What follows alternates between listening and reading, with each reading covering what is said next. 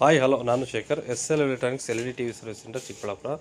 ಇದು ಬಂದು OnePlus LED TV fire ಆಗಿದೆ, ಅಂದರೆ ಓವರ್ ಬರ್ನಿಂಗ್ ಆಗಿ ಶಾರ್ಟ್ ಆಗಿಬಿಟ್ಟಿದೆ.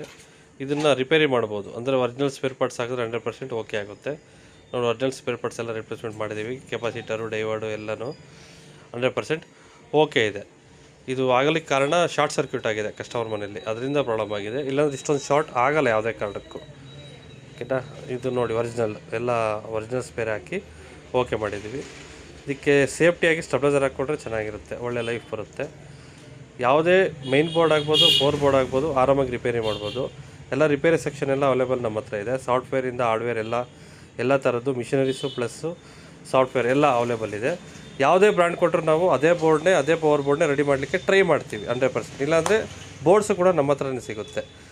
SL electronics all round LED TV service centre contact number ಇದೆ, ಕಾಲ್ ಮಾಡ್ಬೋದು.